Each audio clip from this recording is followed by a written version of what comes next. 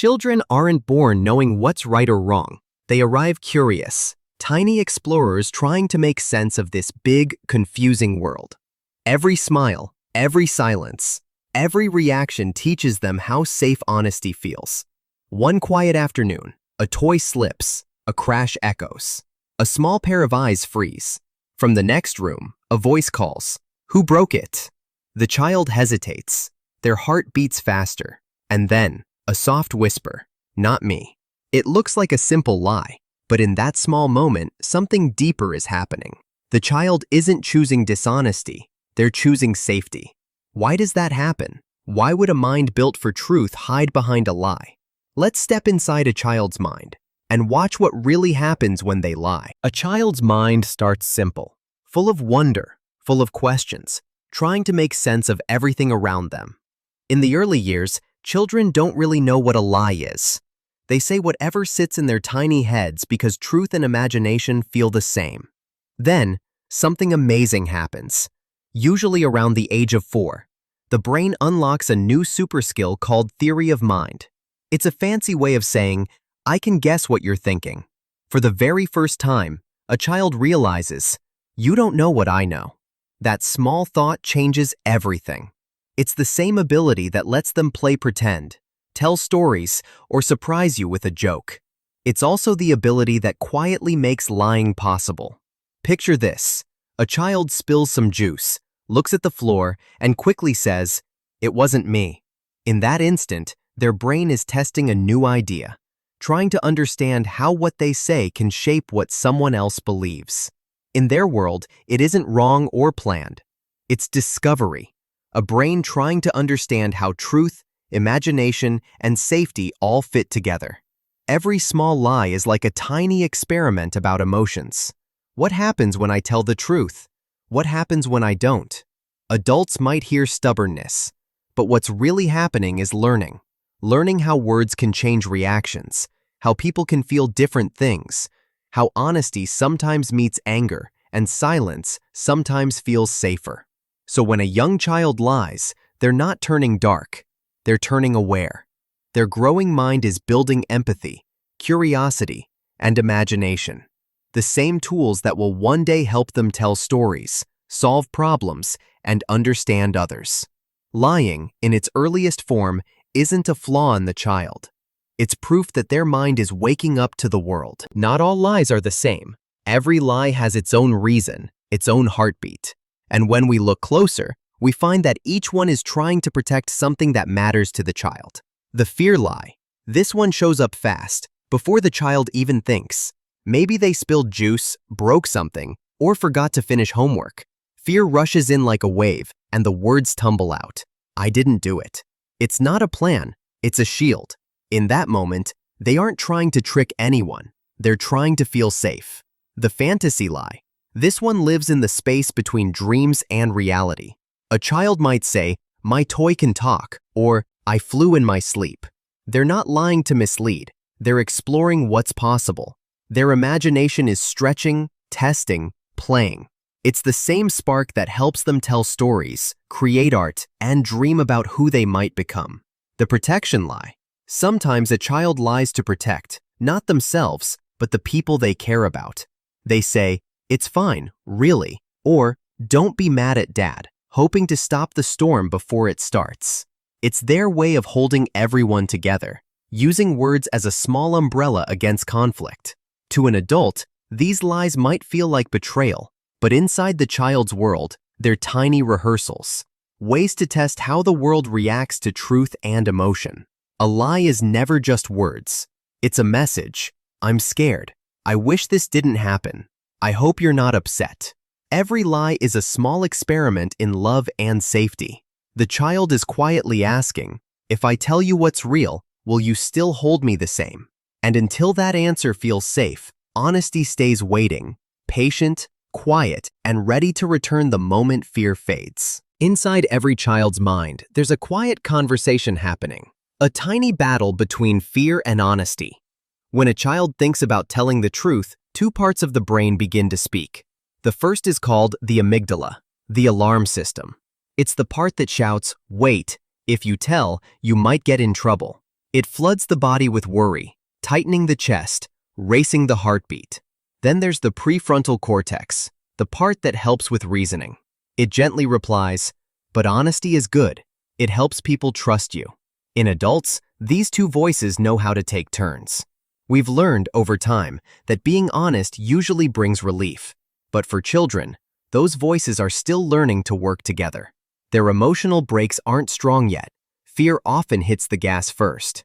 So, when a child blurts out, "It wasn't me," it's not rebellion. It's their brain trying to keep them safe. That one small lie is like building a quick shelter out of words, a place to hide until the danger passes. Sometimes that shelter works for a moment. The storm quiets, the adult moves on, and the child feels safe again. But the brain remembers the pattern. Each time fear brings relief, the path gets stronger, like footprints turning into a trail. Soon, the mind learns that words can control danger, and that lesson sinks deep. It's not manipulation, it's survival practice. The child isn't planning deceit, they're rehearsing safety. And unless that pattern meets gentleness somewhere along the way, it can follow them into teen years and even adulthood, where hiding the truth becomes a reflex, not a choice. You can almost imagine the storm inside their head, the alarm ringing, the heartbeat thudding, the brain choosing comfort over courage, fear over truth. To an adult, it looks like disobedience. To the child, it feels like survival. The lie isn't a plan, it's protection. It's a small, instinctive way of saying, "Please don't be mad." And just like that, the lie becomes a wall, one that keeps out punishment, but also keeps out understanding. But here's the good news. As the brain grows, those voices learn to balance. The alarm gets quieter, the reasoning grows stronger, and slowly, honesty starts to feel safer than fear. What looks like a lie on the outside is often just a child's nervous system doing its best to stay loved on the inside. Every time a child lies, the story isn't over when they say, "Not me." What happens next, how the adult reacts, decides what their brain learns about honesty. Imagine two simple scenes. In the first, a parent gets angry. The voice rises, "Why did you lie to me?" The child's heart races. The brain flashes red with fear, and the mind quietly records a message. Telling the truth brings pain. Lying keeps me safe. The next time something goes wrong, that memory returns like a reflex. The lie comes out faster, not because the child wants to fool you, but because the brain now links truth with danger.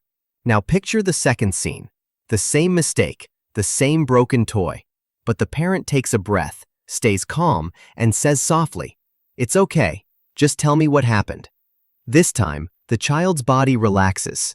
The brain records something completely different. Telling the truth is safe. These moments don't seem big, but they build deep emotional patterns inside a growing brain. Each reaction, angry or calm, writes a small rule into the child's nervous system. A child who often meets anger learns to hide mistakes. A child who meets patience learns to face them. Over time, those tiny lessons shape how honesty feels. Some grow up believing truth leads to punishment. Others grow up believing truth builds closeness. And that's the real difference, not in the child, but in the safety they feel when they tell the truth. Honesty doesn't grow from the fear of being caught. It grows from love that stays steady, even when things go wrong. When adults respond with calm instead of anger, they don't just teach right and wrong. They teach that truth and love can exist together. We're back where it all began.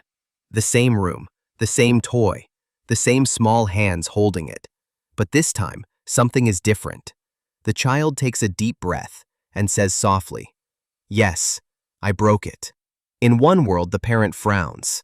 The voice rises, "How many times have I told you to be careful?" The child's shoulders fall. Fear quietly closes the door that honesty tried to open. In another world, the parent pauses. They sigh, not in anger but in understanding. "Thank you for telling me. Let's fix it together."